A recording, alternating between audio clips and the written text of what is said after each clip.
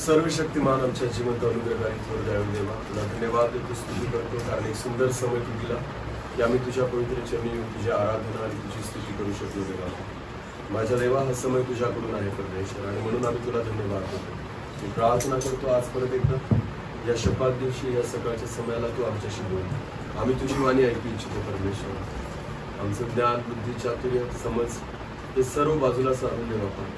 आज तुझी वाणी ऐकण्यासाठी प्रभू आमचं मन आम्ही तुझ्याकडे लावतो. माझ्या मुखाचा ताबा तू घे, माझ्या मनाचा ताबा तू घे, माझ्या शरीराचा ताबा तू घे, आत्म्याचा ताबा तू घे. आणि प्रभू, केवळ आवाज माझा असू दे, शब्द तुझे असू दे. मी घटावं, तूच वाढावा, तुलाच महिमा मिळावी आणि तुझीच इच्छा पूर्ण व्हावी असेल. त्या स्वर्गीय मान्याने आज आम्हाला तृप्त कर. सर्व आदर, मान, महिमा, गौरव, सन्मान तुलाच देऊ. प्रार्थना प्रभू तुझ्या पवित्र निवडून आलेला. आपण एक वचन काढू. करिंथकरास पहिले पत्र याचा 6वा अध्याय. करिंथकरास पहिले पत्र याचा 6वा अध्याय.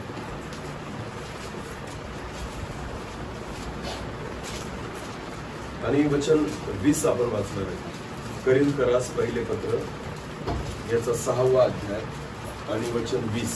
कारण तुम्ही मोलाने विकत घेतलेले आहात. पौल म्हणतो, कारण तुम्ही मोलाने विकत घेतलेले आहात, म्हणून तुम्ही आपले शरीर व आत्मा जी देवाची आहे त्याद्वारे देवाचे गौरव करा. अजून एक वचन आपण वाचू. पहिले राजे याचा 21वा अध्याय. पहिले राजे याचा 21वा अध्याय आणि वचन 25 आपण वाचून घेऊ. पहिले राजे 21 वचन 25. अहाबासारखा दुसरा कोणी झाला नाही. बायबल असं म्हणतं की अहाब राजासारखा दुसरा कोणी झाला नाही. त्याची बायको इस्रायल हिने त्याला उत्तेजन दिल्यामुळे, त्याच्या बायकोने इस्रायलने त्याला उत्तेजन दिल्यामुळे त्याने परमेश्वराच्या दृष्टीने जे वाईट ते करण्यासाठी स्वतःला विकून टाकले होते. जे वाईट ते करण्यासाठी स्वतःला काय करून टाकले होते? विकून टाकले होते. आता ह्या दोघं वचनांना डोक्यात ठेवा. पहिलं वचन सांगतं की तुम्ही मोलाने विकत घेतलेले आहात, म्हणून आपलं शरीर आणि आपली आत्मा याच्याद्वारे देवाचं गौरव करा. आणि दुसऱ्या वचनामध्ये असं लिहिलेलं आहे की अहाब राजाने आपली बायको इस्रायलीच्या सांगण्यावरून स्वतःला विकून टाकले होते. आता बायबल म्हणतं परत, आता करिंथकरास पत्र 6वा अध्याय 20 वचन वाचा. कारण तुम्ही मोलाने विकत घेतलेले. पौल म्हणतो, कारण तुम्ही मोलाने विकत घेतलेले आहात. कसे विकत घेतलेले आहात? मोलाने. मोल याचा अर्थ काय होतो? किंमत दिली. बोला, काय दिली? किंमत. तुमच्या आणि माझ्यासाठी, तुम्हाला आणि मला विकत घेण्यासाठी किंमत चुकवली गेलेली आहे. हालेलुया. आता मला एक सांगा, किंमत कोणत्या गोष्टीला असते? मातीला किंमत आहे का? का सहज मिळते ना, सहज मिळते, तिला किंमत नाहीये. तुम्ही ज्याही वस्तू वापरतात जी आपल्या गरजेसाठी आहे, त्या प्रत्येक गोष्टीला काय असते? किंमत असते. कमी किंवा जास्त, पण त्याला किंमत आहे. जी गोष्ट मला गरजेची आहे ना, बघा, बाजार किंवा मार्केट किंवा व्यापार त्या गोष्टींचा होतो ज्याची गरज असते. अर्थशास्त्रामध्ये म्हटलेलं असतं, जेवढी गरज तेवढा पुरवठा, म्हणजे गरजेप्रमाणे उत्पादन केलं जातं.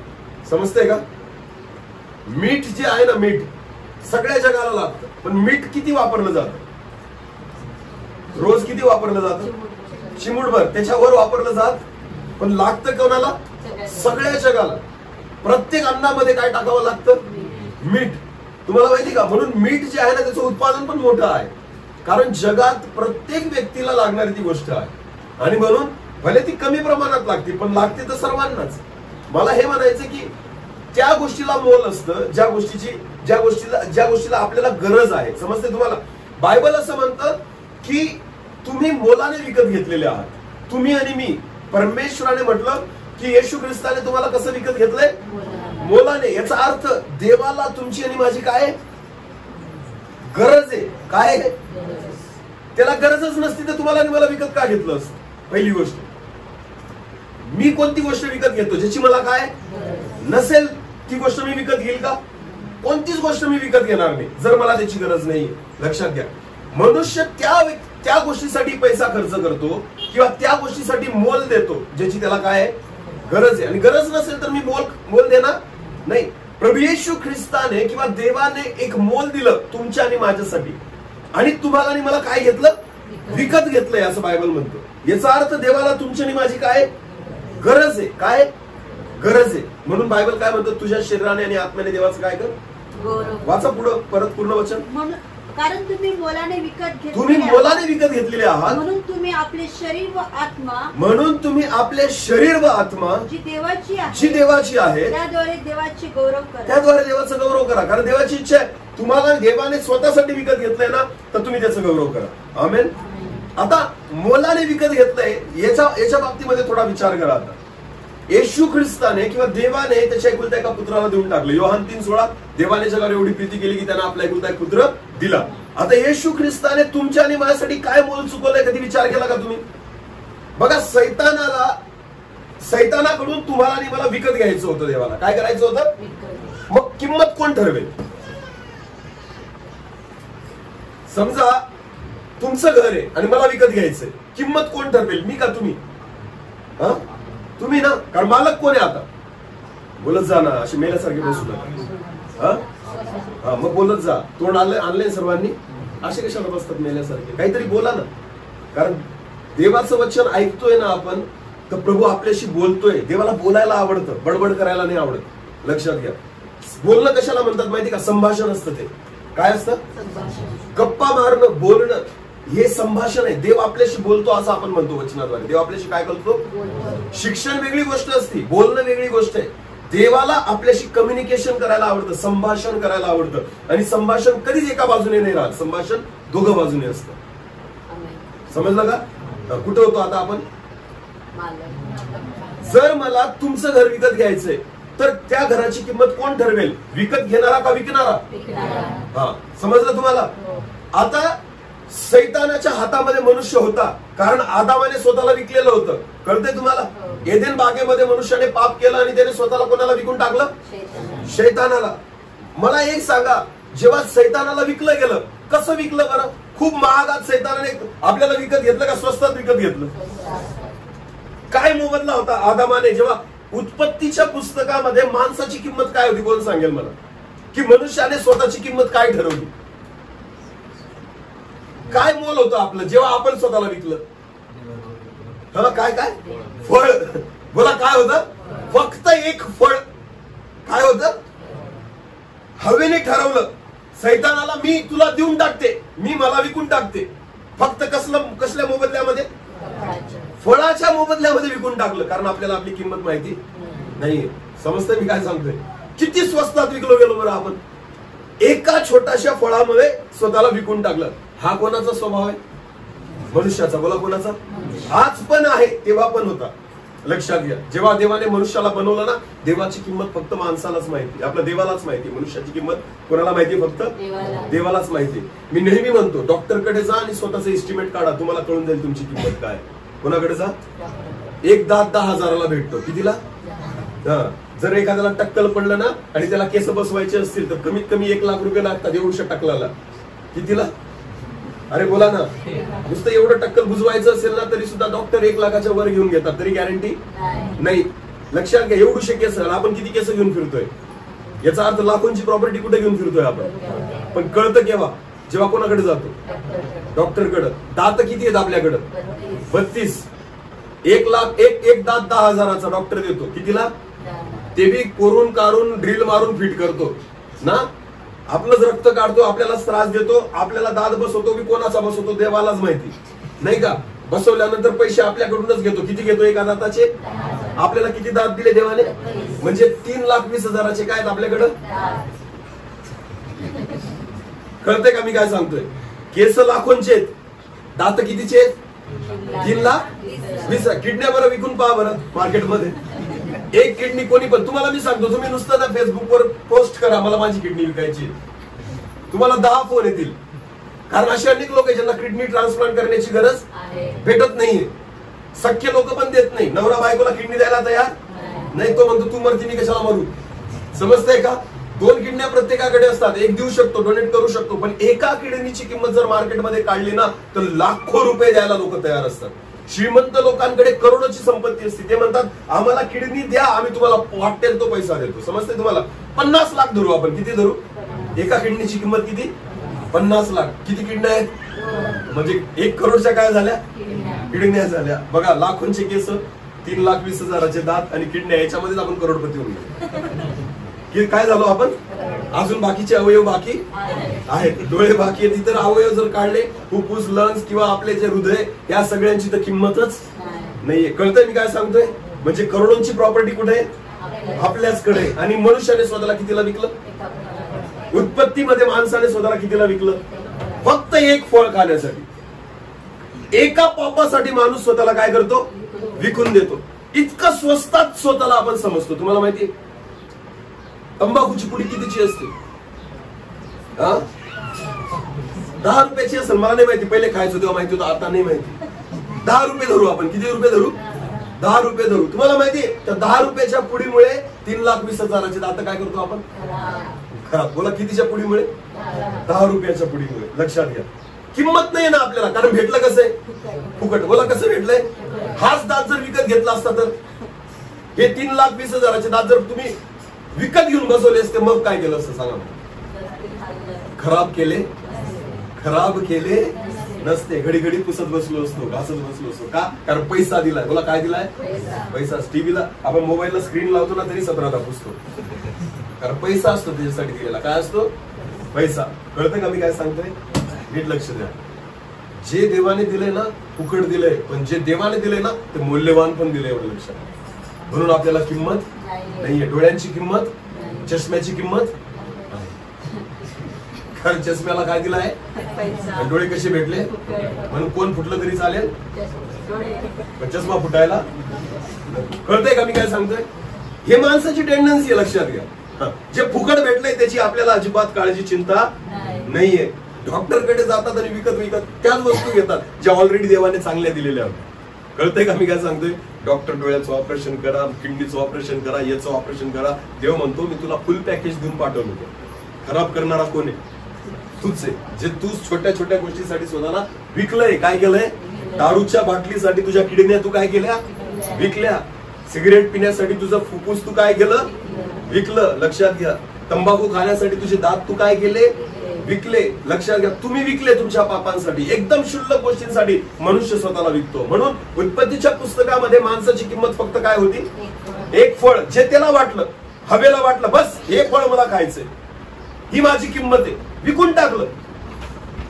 याकोबाचा भाऊ एसाव, एसावासाठी ज्येष्ठपणाच्या हक्काची किंमत काय होती? मसुरीची डाळ. मसुरीची डाळ दे, मी माझा ज्येष्ठपणाचा हक्क तुला देतो. लक्षात घ्या, आपल्यावर आपण कसली किंमत करतोय ते. आज मनुष्य स्वतःचा अभिषेक लहान सहान गोष्टीसाठी विकतोय, स्वतःचा आशीर्वाद लहान सहान गोष्टीसाठी विकतोय, देवाचं पाचारण लहान सहान गोष्टीसाठी विकतोय. एसावाने स्वतःचं पाचारण विकून दिलं, एसावाने स्वतःचा आशीर्वाद विकून दिला. इस्रायलाचा बाप कोण राहिला असता? एसाव. इस्रायल राष्ट्र कोणाच्या नावाने ओळखलं गेलं असतं? आज कोणाच्या नावाने ओळखलं जाते? याकोबाच्या. बोला, कोणाच्या? याकोबाच्या. हालेलुया. विचार करा, ज्येष्ठपणाचा अधिकार, आशीर्वादाचा अधिकार, इस्रायलाचा अधिकार हा पहिले एसावाकडे होता, पण त्याने फक्त कशासाठी विकला? मसुरीच्या वर्णासाठी. आणि त्याने म्हटलं, हे मसुरीचं वर्ण मला देऊन टाक, मी तुला ज्येष्ठपणाचा हक्क देऊन टाकतो. मला एक सांगा, एसावाने वरण घेतलं, त्याचं काय भरलं? रिकामा कोण राहिला? याकोब. कोणाचं पोट रिकामा राहिलं, पण फायदा कोणाचा झाला? लक्षात घ्या, पोट रिकामा राहिलं ना तरी चालेल, आत्मिक आशीर्वाद परमेश्वराकडून प्राप्त करून घ्या. आमेन. जगिक रीतीने तुम्ही खूप काहीतरी मिळवलं ना, उपयोग नाहीये. आत्मिक आशीर्वाद जे आज नाही दिसत, पण उद्या 100% पूर्ण होतो. पण लहान सहान गोष्टीसाठी मनुष्य ना, त्या गोष्टीला काय करतो? विकून देतो. म्हणून मनुष्याला स्वतःची किंमत नाही माहिती, म्हणून त्याने एका फळासाठी हवेने स्वतःला विकून टाकलं. पण बायबल म्हणतं, करिंथीयांस पत्रामध्ये येशू पौल म्हणतो, तुम्ही मोलाने विकत घेतलेले आहात. बोला, कशाने विकत घेतलेले आहात? तुम्ही तर स्वतःला फळासाठी विकून टाकलं, दारूसाठी विकून टाकलं, तंबाखूसाठी विकून टाकलं, छोट्याशा पापासाठी विकून टाकलं. पण लक्षात घ्या, जेव्हा तुम्हाला विकत घ्यायची वेळ आली ना, तेव्हा किंमत तुम्ही नाही ठरवली. कोणी ठरवली? कोणी ठरवली? सैतानाने. कारण विकत कोणी घेतलं होतं? मग मालक कोण झाला? मग ज्यावेळेस येशू ख्रिस्ताने म्हटलं ना, देवाने म्हटलं ना, मला या व्यक्तीला विकत घ्यायचंय, मग शैतान म्हटला, तू नाही ठरवणार, मी ठरवेल किंमत. काय? कोण ठरवेल? तुला नाही ठरवायचे अधिकार, कारण यांनी मला विकून टाकलेलं आहे एका फळामध्ये, यांनी मला विकून दिलेलं आहे. आता माझा अधिकार आहे यांच्यावर. आता मी जी ठरवेल ना ती काय असेल किंमत. बोला, मी जी ठरवेल ती काय असेल. मग त्याने सांगितलं तुझ्या एकुलत्या एका पुत्राला काय कर, पाठव. बोला काय कर, पाठव. कुठं पाठव. बोला कुठं पाठव. नीट लक्ष द्या. तो चुकवेल कसली किंमत, माणसाची किंमत. ज्यांनी विकलंय ना मला, ही माझी प्रॉपर्टी आहे, आता मला तुझा मुलगा पाहिजे, तो जर देशील तर यांना मी सोडेल, तर मी यांना विकत देईल, तर तू त्यांना सोडू शकशील, नाही तर मी सोडू शकणार नाही. तुम्हाला माहितीये देवाने तुम्हाला आणि मला विकत घेण्यासाठी काय केलं, स्वर्ग रिकामं करून टाकलं. मला काय करून टाकलं. कितीही मोठा बंगला बांधा, तर त्या बंगल्यामध्ये जर तुमची लेकरं तुमच्या सोबत नसतील राहत ना, तर तो बंगला तुम्हाला भूत बंगला वाटायला लागतो. कळतंय का मी काय सांगतो. कारण ते घर जे आहे ना, घरातल्या लोकांनी आशीर्वाद देतो. समजते मी काय सांगतो. आई बापांना अनुभव असेल, ज्यांच्या लेकरं बाहेर शिकतात, घर खायला उठतं आपल्याला, काय करतं आपलं घर का, कारण आपल्याला आपण एकमेकांसोबत नाही आपल्या लेकरांसोबत खुश असतो. ते घर भरलेलं वाटतं किंवा आपले लेकरं आपल्यासोबत असतील. तुम्ही मला सांगा, देवाची किती मुलं होते, किती मुलं होते. एकुलता एक. तो कोण होता, येशू. तो कुठे राहायचा, कोणासोबत राहायचा. विचार करा, सैतानाने काय मागितलं, यांचं मोल काय, तुझा एकुलता एक मुलगा. ज्यावेळेस येशू स्वर्गातून खाली आला ना, सगळं स्वर्ग ओसाड पडलं. कोणामुळे, येशूमुळे. आणि कोणासाठी, मला कोणासाठी. विचार करा ना, त्या स्वर्गीय पित्याचा विचार करा. त्याने तुम्हाला आणि मला विकत घेण्यासाठी ना स्वर्ग ओसाड पाडलं. जेव्हा येशू ख्रिस्त 33.5 वर्ष या जगामध्ये होता ना, 33.5 वर्ष स्वर्गामध्ये देवाचं चित्त नव्हतं. त्याचं सगळं चित्त कोणाकडे लागलं होतं, त्याच्या मुलाकडे, जो कुठं आलेला आहे, पृथ्वीवर. मुला कुठं आलेला आहे. आता लक्षात घ्या, नुसतं येशूने स्वर्गातून सोडून जगात यावं हे मोल नव्हतं. मग सैतानाने सांगितलं आता मी याला छळेल. बोला काय करेल, छळेल. मग येशूची निंदा करायला सुरुवात केली, येशूचा विरोध करायला सुरुवात केला, येशूच्या विरोधामध्ये लोक उभे केले. येशूने खूप सहन केलं. चांगलं काम करायचा तरी सुद्धा त्याला विरोध करायचे, चांगलं काम करायचा तरी त्याच्यावर दगड उचलायचे, चांगलं काम करायचा तरी त्याची निंदा करायची, चांगलं काम करायचा तरी त्याचा विरोध करायचे की नाही. या सगळ्या निंदेला त्या ठिकाणी येशू ख्रिस्ताने काय केलं, कोणासाठी, आपल्यासाठी. बोला कोणासाठी. मग येशूला वाटलं हे जे मी सहन करतोय ना, हे मोल आहे. काय मोल, तुमच्या आणि माझ्या पापांचं हे काय, मला यांना विकत घ्यायचंय ना, म्हणून मी निंदा सहन करतोय. पण सैतान काय म्हटलं माहिती का, एवढं मोल चालणार नाही. नुसती निंदा काय सहन करतोय, नुसता विरोध काय सहन करतोय, एवढं चालणार, एवढ्याने भागणार नाही. मग काय करू. मग त्याने सांगितलं नाही, आता तुला त्यांच्या हातात देतो मी. कोणाच्या हातात देतो, सैनिकांच्या. बोला कोणाच्या हातात देतो. नीट लक्ष द्या. येशू ख्रिस्ताला जेव्हा अटक केली गेली, बोला काय केली गेली, तर बायबल असं म्हणतं पहिले येशूला वेतांनी मारलं, लाताबुक्क्यांनी मारलं, चपराका मारल्या, अंगावर थुकलं, आणि त्या ठिकाणी त्याची निंदा नालस्ती केली गेली की नाही. हे सगळं केल्यानंतर त्याला पिलातासमोर उभं केलं. कोणासमोर उभं केलं, कळतंय का मी काय सांगतोय. पिलात काय बोलला, याच्या ठाई मला काही दोष दिसत नाही. म्हणजे पिलात सोडायला तयार होता की याच्या ठाई दोष नाहीये, याला वधस्तंभावर खिळण्याची गरज नाही. मग येशूला, सैतानाला देवाने म्हटलं बघ माझ्या मुलाने मार खाल्ला, अपमान सहन केला, थूक सहन केलं, निंदा सहन केली, जेलमध्ये राहिला तो 2 दिवस. त्या ठिकाणी भुका आणि तहानलेला होता. या सर्व परिस्थितीमध्ये शैतान म्हटला एवढं मोल पुरेसं नाही. कळतंय का मी काय सांगतोय. नीट लक्ष द्या. मोल काय चुकवलं गेले तुमच्या आणि माझ्यासाठी. आपल्याला वाटतं वधस्तंभावर, नाही, वधस्तंभावर मेला एवढं मोल नाहीये. त्या प्रत्येक गोष्टीच्या येशूने तुमच्या आणि माझ्यासाठी केलं ना, ते त्याचं मोल आहे. 33.5 वर्ष येशू जो तुमच्या आणि माझ्यासाठी झिजला आहे ना, ते मोल आहे. कळतंय का मी काय सांगतोय. त्या 33.5 वर्षामध्ये ना त्याने किती ताण आणि तणाव सहन केला तुमच्या आणि माझ्यासाठी ना, ते मोल. किती रात्र जागरण केली ना, ते आपले मोल. येशू ख्रिस्ताने किती तास गुडघे टेकले ना, हे तुमचं आणि माझं मोल. समजते का. रोज झोपत होता का नाही, खात होता का नाही, पाणी पित होता का नाही, जे त्याने भोगलंय ना 33.5 वर्ष, ते तुमचं आणि माझं मोल. समजते का. लाताबुक्क्या मारून त्याला पिलातासमोर उभं केलं, आणि पिलात म्हटला याच्या ठाई मला काही दोष दिसत. पिलाताची इच्छा होती याला काय करावं, सोडून द्यावं. पण सैतान म्हटला नाही, अजून मोल पूर्ण झालेलं बोला अजून मोल पूर्ण झालेलं. मग येशूला परत त्या ठिकाणी ओढून आणलं. 39 फटके मारले गेले. बोला काय मारले गेले? प्रत्येक फटका मारत होते, खिळे होते. जेव्हा खिळा रुतायचा पाठीमध्ये तर मांस ओढून काढायचा. 39 फटक्याने येशूची पुरी पाठ उधळली गेली. कळतंय का? येशूची पूर्ण पाठ काय केली गेली? हाडं दिसायला लागले पाठीतले. सगळं रक्तबंबाळ झाला आणि जखमी झाला प्रभू येशू ख्रिस्त. आणि तुम्हाला माहितीये पिता पाहत होता. पित्याला माहिती होतं कसलं मोल चुकवतोय. बोला कोणाचं मोल चुकवतोय? माझं, तुमचं आणि माझं. येशू ख्रिस्त मोल चुकवतोय. 39 फटक्याने सगळे पाठ उधळली गेली ना, त्यावेळेस तरी प्रभूला वाटलं, परमेश्वराला आता मोल चुकवलं गेलं. बोला आता काय झालं? मोल चुकवलं गेलं. सैतान म्हणतो नाही नाही नाही नाही नाही, एवढ्याने होणार नाही, एवढ्याने मोल चुकवलं जाणार नाही. भले पाठ उधळली गेलेली, भले रक्त वाहत आहे ना, तरी सुद्धा एवढ्याने मोल चुकवलं जाणार नाही. लक्षात घ्या, कारण मालक कोण आहे? शैतान. बोला मालक कोण आहे? तो ठरवत होता काय करायचं. जेव्हा येशू ख्रिस्ताची पाठ उधळली गेली ना, तरी शैतान म्हणतो अजून सुद्धा मोल चुकवलं गेलेलं नाही. मग शेवटी त्यांनी काय केलं? येशूला वधस्तंभावर खेळण्यासाठी न्या. कुठं न्या? बायबल असं म्हणतं मग त्याच्या डोक्यावर काय घातला गेला? काट्याचा मुकुट. बायबल असं म्हणतं काट्याचा मुकुट रोवला गेला ना, त्याच्या डोक्यात काटे घुसले. परत इथून रक्त निघायला लागलं, त्रास व्हायला लागला, बिवळायला लागला. ते पण मोल नव्हतं. सैतान म्हटलं इतपत नाही चालणार, अजून बाकी आहे. हे एक एक गोष्ट आहे, मला अजून पाहिजे. यांचं मोल एवढंच नाहीये. यांना जर तुला विकत घ्यायचं ना, याच्यापेक्षा अधिक द्यावं लागेल. समजतं मी काय सांगतोय? मग येशू ख्रिस्ताला वधस्तंभ व्हायला लावला. ते तुमच्या बापाचं मोल. मग वधस्तंभावर त्याला खिळलं. जेव्हा हातात खिळे घातले ना, एक खिळा मारला ते मोल नव्हतं, 2 खिळे मारले ते मोल नव्हतं, पायात खिळे मारले केवळ ते मोल नव्हतं. तुम्हाला माहितीये दिवसभर त्याला त्या ठिकाणी मरणासाठी लटकून ठेवलं, तेही मोल नव्हतं. जेव्हा कुशीत भाला खोपसला ना, तिथं जेव्हा त्याचा प्राण निघून गेला, त्यावेळेस तुमचं आणि माझं मोल पूर्ण झालं. हालेलुया. इतकं सहज नाहीये की तुम्ही मोलाने विकत घेतलेले आहात. हे मोल तुम्हाला आणि मला कळलं पाहिजे. काय चुकवलं गेलं ना तुमच्या माझ्यासाठी, हे तुम्हाला आणि मला कळलं पाहिजे. जेव्हा तुम्हाला तुमचं मोल कळेल ना, की तुम्हाला कोणत्या रक्ताने आणि कोणत्या मरणाने विकत घेतलेलं आहे, तर तुम्ही या शरीराद्वारे पाप करणार.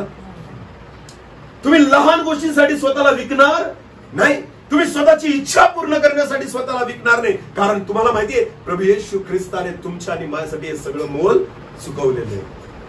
कळते का? बोला. हे तुमचं आणि माझं मोल जे प्रभू येशू ख्रिस्ताने चुकवलेलं आहे. ज्याला हे कळलं ना, त्याला कळतं की मी किती मौल्यवान आहे. कोणाच्या नजरेत? कोणाच्या नजरेत? देवाच्या नजरेत. लक्षात घ्या. तो व्यक्ती ना पापापासून स्वतःला दूर ठेवतो. तो व्यक्ती देवाची इच्छा पूर्ण करतो. तो आपल्या शरीराने आणि आत्म्याने देवाचा गौरव करतो. कारण त्याला माहिती मला विकत कोणी घेतलं? देवाने. आणि कोणाद्वारे विकत घेतलेलं? येशूद्वारे. आणि येशूने काय दिलंय? सगळं जीवन देऊन टाकलं. बोला काय देऊन टाकलं? सोपं नाही आहे जेवढं तुम्हाला वाटतं ते. खिळे लावून येशू ख्रिस्ताला टांगलेलं होतं ना, दिवसभर उन्हामध्ये तरफडत होता तो. दिवसभर. विचार करा, देवाचा एकुलता एक पुत्र ज्याला तुमच्या आणि माझ्यासाठी दिलं, ते येशू ख्रिस्ताने सहन केलं ना, ते तुमचं आणि माझं दिलं. म्हणून पौल म्हणतो तुम्ही मोलाने विकत घेतलेले आहात. म्हणून आपल्या देहाद्वारे आणि आपल्या आत्म्याद्वारे देवाचं काय करा? गौरव करा. आमेन. पण दुसरीकडे बायबल असं म्हणतं, पहिले राजे जे आपण वाचा, अहाबासारखा दुसरा कोणी झाला नाही. पहिले राजे 21 आणि 25 मध्ये म्हटलेले अहाबासारखा दुसरा कोणी झाला नाही. त्याची बायको इस्बेकीने त्याला उत्तेजन दिल्यामुळे, त्याच्या बायकोने त्याला उत्तेजन दिल्यामुळे त्याने परमेश्वराच्या दृष्टीने जे वाईट ते करण्यासाठी, अहाबाने परमेश्वराच्या दृष्टीने जे वाईट ते करण्यासाठी स्वतःला काय केले? विकून टाकले होते. मनुष्य स्वतःला विकू शकतो. मनुष्य स्वतःला काय करतो? विकून टाकतो. कशासाठी? बायकोने थोडस फुस लावली आणि तो बायकोसाठी स्वतःला त्याने काय केलं? विकून दिलं. बोला काय केलं? नीट लक्ष द्या. दावीद राजा, देवाने त्याला मेंढपाळाचा काय केला? मेंढपाळाचा काय केला? राजा केला. एवढे उपकार देवाचे होते दावीदावर की परमेश्वराने त्याला धुळीतून उचललं. तो स्वतःच म्हणतो स्तोत्र संहितेमध्ये की परमेश्वर कंगालाच धुळीतून उचलतो आणि अधिपतींच्या पंक्तीमध्ये हे कोण म्हणतो? दावीद. पण तुम्हाला माहिती देवाने दावीदाला खूप आशीर्वादित केलं. त्याला राजा बनवण्यासाठी शौलाला तर परमेश्वराला राजपद द्यायचं म्हणजे काढायचंच होतं, पण तुम्हाला माहितीये परमेश्वर त्याच्या बाजूने उभा राहिला. सगळं युद्ध परमेश्वर दाविदासाठी लढला आणि सगळं केल्यानंतर त्याला परमेश्वराने इस्रायलाचा राजा बनवलं. पण तुम्हाला माहितीये ज्यावेळेस दावीद, लोक युद्धाला गेलेले होते आणि दावीद त्याच्या गच्चीवर काय करत होता? फिरत होता. बोला काय करत होता? संध्याकाळच्या वेळेस दावीद त्याच्या गच्चीवर फिरत होता. आणि बायबल असं म्हणतं दाविदाची नजर एका स्त्रीकडे गेली जी आंघोळ करत होती. तिचं नाव काय? बतशेबा. बोला काय?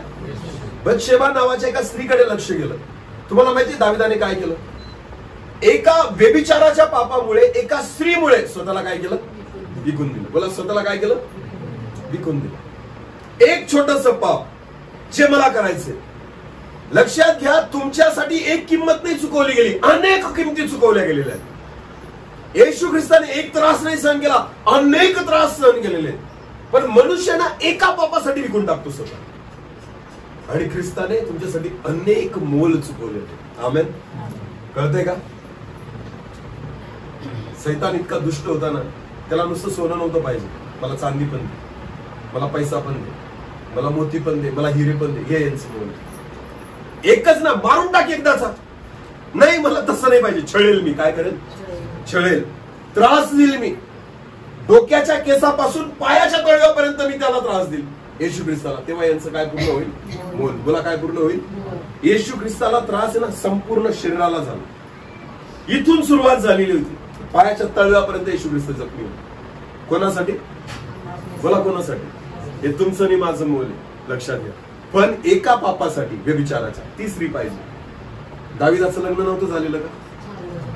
एक बायको होती का? नाही. अनेक उपस्त्रिया होत्या, अनेक बायका होत्या, तरी त्याला कोण पाहिजे होती? बतशेबा. बोला कोण पाहिजे होती? एक पाप जे मला पाहिजे ते करण्यासाठी त्याने स्वतःला काय केलं? विकून टाकलं. आज पण तेच होतं. मी तुम्हाला सांग, एका पापासाठी ना आपण स्वतःला विकून टाकतो. मोबाईल मध्ये एक क्लिप पाहण्यासाठी आपण स्वतःला विकून टाकतो. समजते का? काही क्षणाच्या पापांसाठी मनुष्य स्वतःला विकून टाकतो. खूप नाही, 17 पाप नाही राहत आपल्याकडे की चला बा यांच्यामुळे नाही, एकच काहीतरी करायचं असतं आपण, तरी सुद्धा आपण स्वतःला सहज विकून टाकतो. पण तुम्ही विचार करा, एक किंमत नाही चुकवली गेली ना, त्याच्यासाठी अनेक किमती चुकवल्या गेल्या, पण तेव्हा जाऊन तुमची किंमत पूर्ण झाली. म्हणून तो म्हणतो पौल, तुम्ही मोलाने विकत घेतलेले आहे. स्वतःच्या देहाद्वारे आणि आत्म्याद्वारे देवाचं काय करा? आमेन. शिका त्याच्याकडून, जक्कयाकडून. कोणाकडून? जक्कय. मला काय माहिती, मी जक्कयावर एवढे संदेश दिलेत ना आजपर्यंत, मलाच कळत नाही की काय ते अद्भुत आहे जक्कयाच्या जीवनामध्ये. एकच अध्याय आहे तो, 19वा अध्याय, पण इतकी अद्भुत गोष्टी शिकण्यासारख्या आहे ना जक्कयामध्ये. काढा लूक शुभवर्तमान 19 काढा. लूक 19 1 पासून पुढे जातो.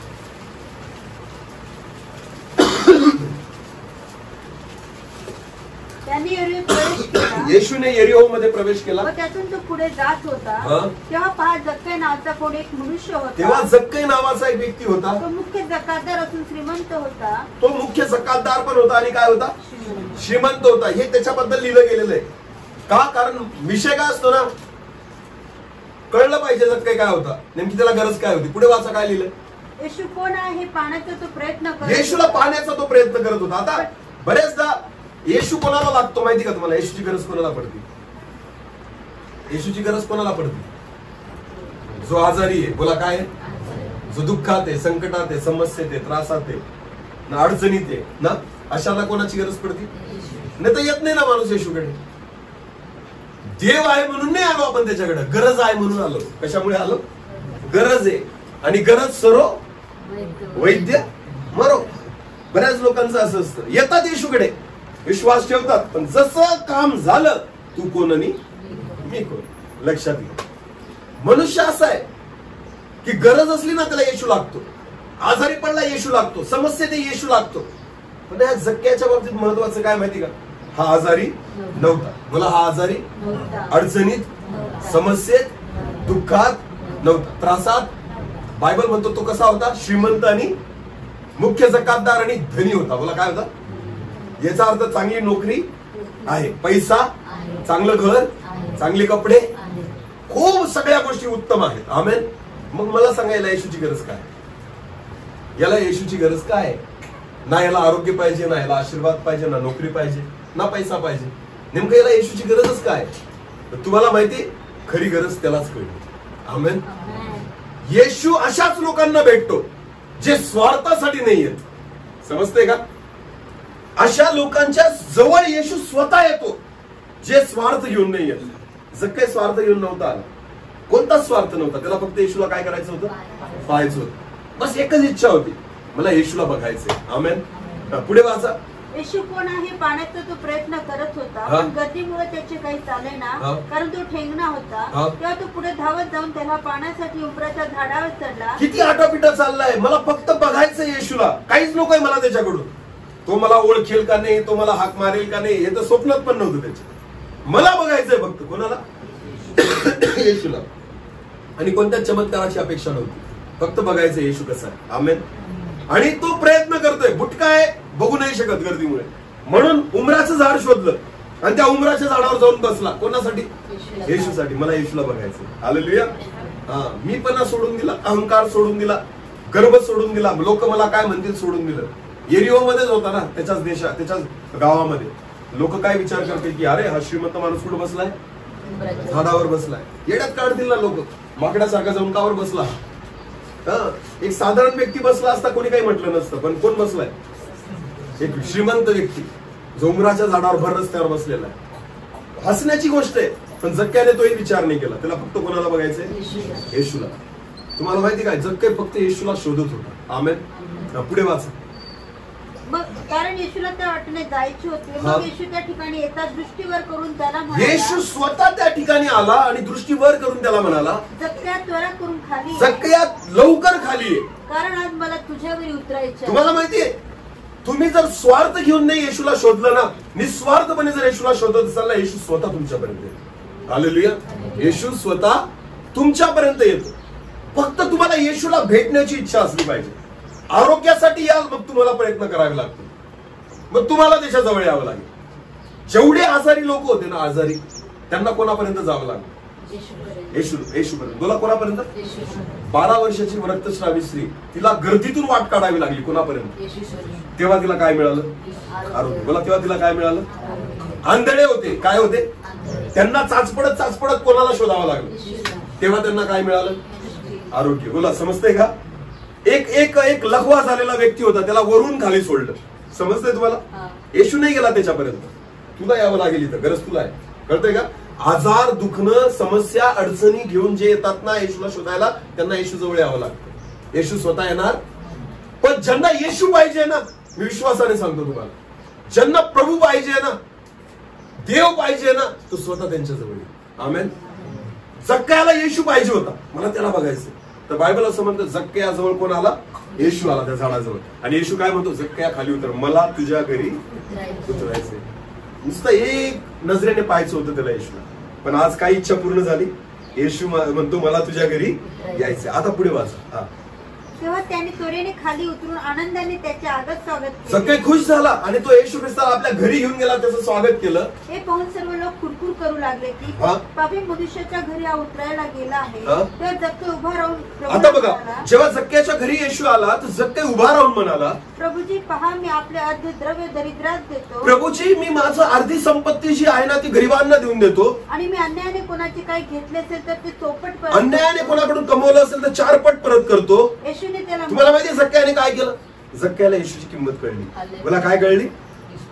काय कळली? किंमत कळली. तुम्हाला माहितीये, मनुष्य स्वतःला एका पापासाठी विकून देतो. जक्कयाने विकत घेतलं. जक्कयाने काय घेतलं? प्रभू, मला तू पाहिजे, सगळी संपत्ती जाऊ दे, तुझ्यासाठी ना मी सगळं द्यायला तयार आहे, फक्त मला तू पाहिजे. आमेन. येशूचा मोल खऱ्या अर्थाने कोणाला कळलं माहिती तुम्हाला? जक्कयाला. बोला, कोणाला कळलं? जक्कयाला. लक्षात घ्या, एक दिवस भेटला होता त्याला येशूसोबत. किती दिवस? तो एक दिवस विकत घेण्यासाठी जक्कयाने इतक्या दिवसांची मेहनत केली टाकली. कळतंय का? इतक्या दिवसांचा पगार काय केला? आयुष्यभराचा पगार काय केला? किती दिवस विकत घेण्यासाठी? एक. कोणता, कोणासोबत होता तो दिवस? येशूसोबत. हालेलुया. कळतंय का? ही प्रभूची किंमत आहे, हे जक्कयाला कळलं. म्हणून तो म्हणतो मी माझी अर्धी संपत्ती गरिबांना देतो. ज्यांच्याकडून 2 नंबरने कमवलंय त्यांना किती पट परत करतो. याचा अर्थ काय राहिलं असेल त्याच्याकडे? काय राहिलं असेल? मेहनतीचं सुद्धा देऊन टाकलं त्याने, काहीच नाही राहिलं त्याच्याकडे, सगळं देऊन टाकलं. किती दिवस विकत घ्यायला? इतक्या दिवसाचे मेहनत, इतक्या दिवसाचे श्रम, इतक्या दिवसाचे कष्ट. तुम्हाला माहितीये जे काही त्याने केलं होतं ना ते सगळं या एका दिवसासाठी त्याने विकून टाकलं. आणि त्याला काय भेटलं माहिती त्या दिवशी? येशू म्हणतो आज तुझ्या घराला तारण प्राप्त झालं. आमेन. एवढं दिल्यानंतर त्याला तारण प्राप्त झालं. किंमत कळली. बोला त्याला काय कळली? किंमत कळली. येशू ख्रिस्ताची किंमत कळली. येशू ख्रिस्ताने किती मोल चुकवलं ना त्याची किंमत कळली. येशूचं मोल जक्क्याला कळलं, त्याच्या प्रेषितांना पण कळलं नव्हतं जेवढं जक्क्याला कळलं. यहुदाला कळलं नव्हतं जेवढं जक्क्याला कळलं. यहुदा 3.5 वर्ष येशू सोबत राहिला तरी येशू ख्रिस्ताला किती रुपयात विकून टाकलं? किती मध्ये? 30 रुपयात. येशूचा किंमत काय केली त्यांनी? 30 रुपये. बोला किती? 30 रुपयात विकून टाकलं त्यांनी येशू ख्रिस्ताला. आणि येशूने तुम्हाला आणि मला विकत घेण्यासाठी सगळं जीवन देऊन टाकलं आणि त्याच येशूला त्यांनी 30 रुपयात विकून टाकलं. आज सुद्धा पापासाठी आपण विकून टाकतो त्यांना, छोट्या छोट्या पापांसाठी, लहान लहान चुकांसाठी, आपली इच्छा पूर्ण करण्यासाठी, खाण्यापिण्यासाठी, बघण्यासाठी, स्वतःच्या वासना पूर्ण करण्यासाठी येशू ख्रिस्ताला आज लोक विकतायत. कारण आपल्याला त्याचं मोल माहिती, स्वतःच पण नाही माहिती, देवाचं पण नाही. प्रॉब्लेम हा आहे. ज्यावेळेस तुम्हाला या दोघं गोष्टींचं मोल कळेल ना, तुम्ही स्वतःला पण विकणार नाही आणि देवाला पण विकणार. अहाबाच्या बाबतीत म्हटलेलं आहे, त्याच्या बायकोने त्याला फूस लावली आणि म्हणून अहाबाने देवाच्या विरुद्ध पाप करण्यासाठी स्वतःला विकून टाकले. असा अहाब होता. सगळ्या घाण गोष्टी करण्यासाठी त्याने स्वतःला विकून टाकले. जगातल्या गोष्टी प्राप्त करण्यासाठी स्वतःला विकून टाकले. चुकून विकू नका. लक्षात घ्या, तुम्ही विकत घेतलेल्या. हालेलुया. तुमचं मोल फार मोठं आहे. आपलं मोल कमी नाही. आपलं मोल काय आहे? फार मोठे. पैशाने विकत नाही घेत. आपल्या मोल चुकवण्यासाठी देवाच्या एका पुत्राला सगळं जीवन द्यावं लागलं. रक्ताचा एक एक थेंब त्याला पाडावा लागला, निचरावा लागला. त्याच त्यावेळेस आपल्या जीवनाचं मोल त्याने चुकवलं. हालेलुया. या सगळ्या गोष्टींची जाणीव आपल्याला असते. म्हणून पौल तिथं म्हणतो, परत वाचा करिंथीयांस पत्र 6:20. कारण तुम्ही मोलाने विकत घेतले, कारण तुम्ही मोलाने विकत घेतलेले आहात. म्हणून तुम्ही आपले शरीर व आत्मा जी देवाची आहे त्याद्वारे देवाचे गौरव करा. त्याद्वारे देवाचे गौरव. आमेन. कळलं का आपलं मोल काय ते?